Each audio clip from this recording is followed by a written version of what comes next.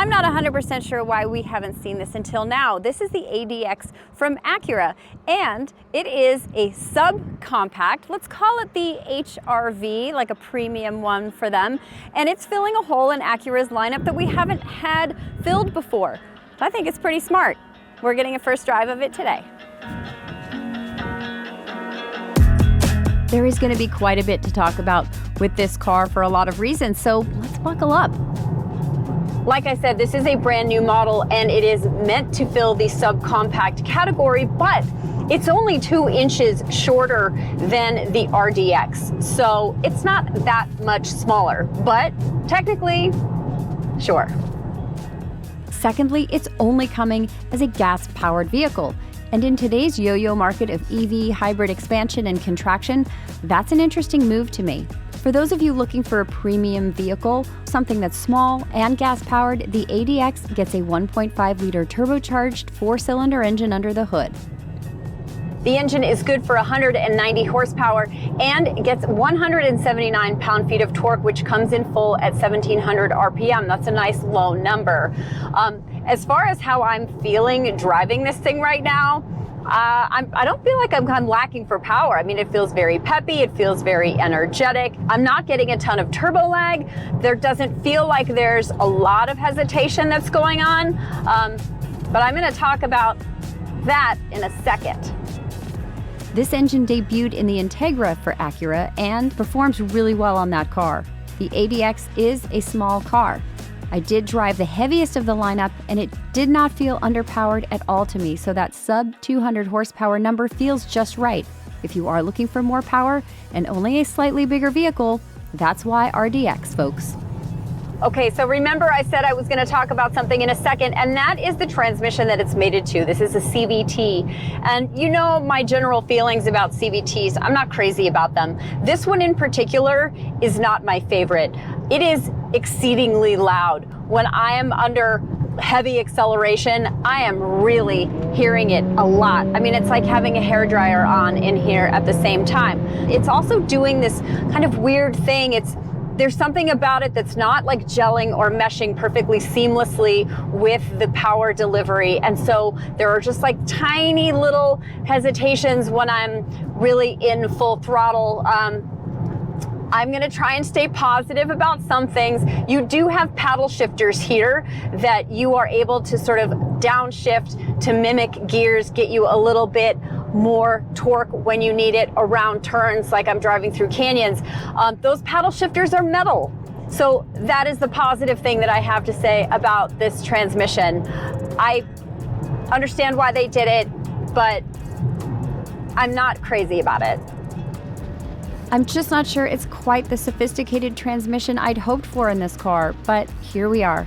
It's the same CVT that's in the Integra, and the only other option from Acura is a 10-speed that frankly in this application doesn't make sense. So CVT we get. It gets you up to speed quickly when necessary. Once it's found its happy place, it's quieted down, so maybe you just enjoy your music loudly on your upgraded Bang & Olufsen stereo system. See? So positive. It does come with all-wheel drive as an option. Now, this is not Acura's amazing super handling all-wheel drive, but it is a really good system. It still will send 50% of the torque back to the rear tires, rear wheels, and I do feel like this one is more for inclement weather, slippery situations, less for sort of performance driving. So, you know, Acura systems are always pretty solid, and this one is perfectly adequate for this segment. It's got a nice ride, feels fun but still sophisticated. It's where I'd hoped it would be. It's not trying to be something that this car clearly isn't. So a couple of other components that make up the driving experience. The steering feel, I think it's good. I'm in sport mode right now and it's actually pretty heavy, but I like the weight in it. I like the way that the steering wheel feels in my hand. It's just right sized. As far as the brakes go, they are a little bit boosted, but I feel like they're very confident. They certainly stop you. When I'm driving on the canyons, I can certainly smell them after a little bit. I'm not sure if there's going to be a ton of, brake fade for super aggressive driving, but you guys, if you're buying the Acura ADX, that's probably not what you're in for here. So If you do want to adjust some of your driver settings, you do have specific drive modes. You get comfort, normal, sport, and on the ADX A-Spec with the advanced package, you do get an individual mode where you can go in and you can adjust the settings exactly the way that you want them. That's a nice feature.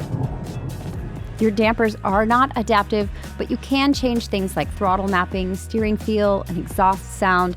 And honestly, there is a nice difference between these drive modes. Comfort mode feels very relaxed, feels exactly what you would want in a commute. And when you ratchet things up to sport mode, everything feels a little bit more sensitive, a little bit more responsive. So very distinctive. And again, if you're gonna have these, make them different. Acura is successful here. When it comes to driver safety features, Acura have you more than covered here as well. Acura Watch comes standard and includes blind spot warning, lane keeping assist, collision mitigation, and front collision intervention with an adaptive cruise control that follows at low speeds. Those are the kinds of things that normally cost extra when you're talking about Mercedes-Benz or BMW. Honda really does these features nicely. If you are using the adaptive cruise control with the lane centering, it's nice and smooth.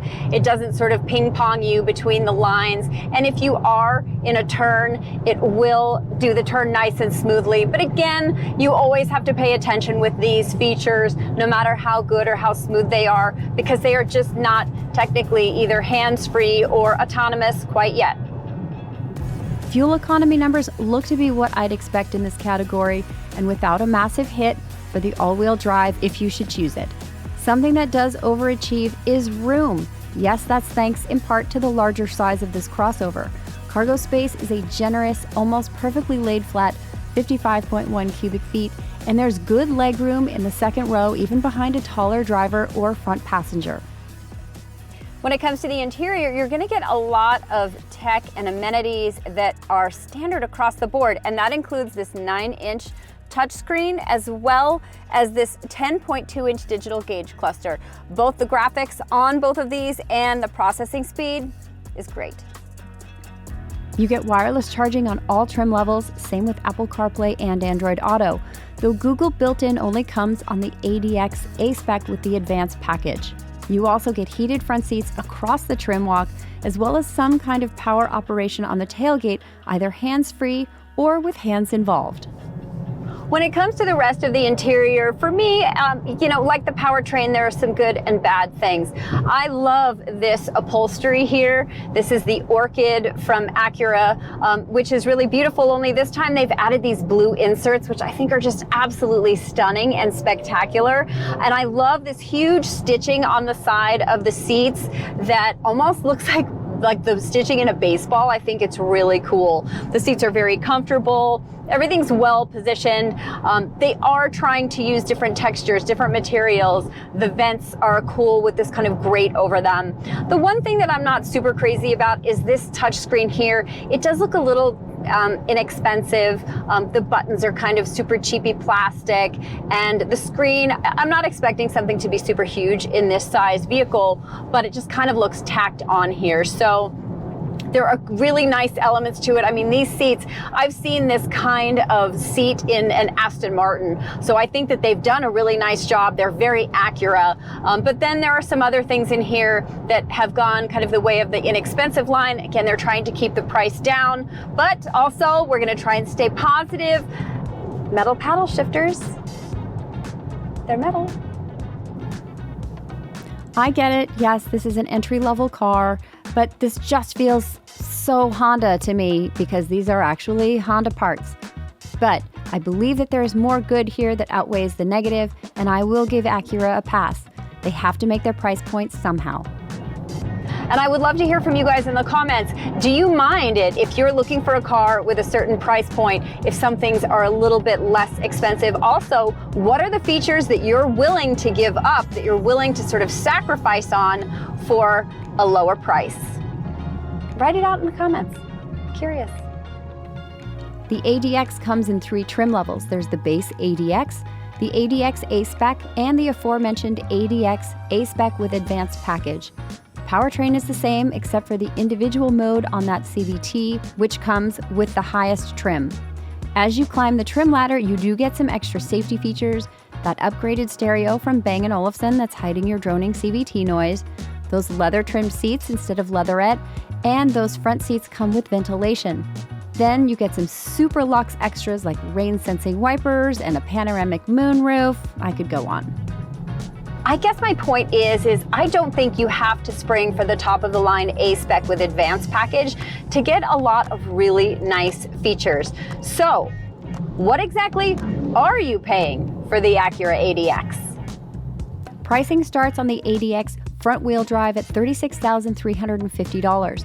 For the ADX A-Spec, you're looking at $39,350, and the ADX A-Spec with advanced package comes in at $45,350. If you want to add all-wheel drive, then tack $2,000 to all of those prices. I'm going to tell you why it pays to speak to PR people and engineers. So I did find out that one way to quiet down the CVT when you are driving in a sporty fashion, go into individual mode and set the engine noise, the noise that it's set to make, at comfort. Everything else gets put onto sport mode, but you can already probably hear how less drony and loud that sounds. The hairdryer is gone, and it is a much more pleasant driving experience. The only thing is individual mode only comes in the top-of-the-line A-Spec with the advanced package. So, I don't know, it might be worth it if you plan on doing a lot of fun driving. Look, I might be a little bit jaded here, but for a vehicle that has this lovely interior environment in which to be, that has really nice driving dynamics and has a great feature set, a starting price of $36,000 seems in this day and age to be pretty reasonable. Are you ready to pull the trigger on an ADX? If you are, that's great. Click on the link above. Kelley Blue Book can help you find a fair purchase price on this or any other premium subcompact crossover.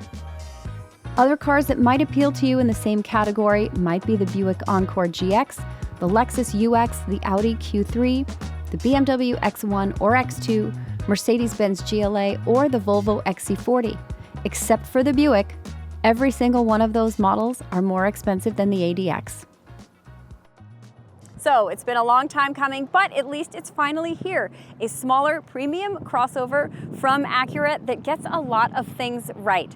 Yes, it is only gas powered, so if you're into a hybrid, then there's something else for you. But this little thing packs a lot of features into a small package that makes for big luxury. Where you been, ADX? We've been waiting for you.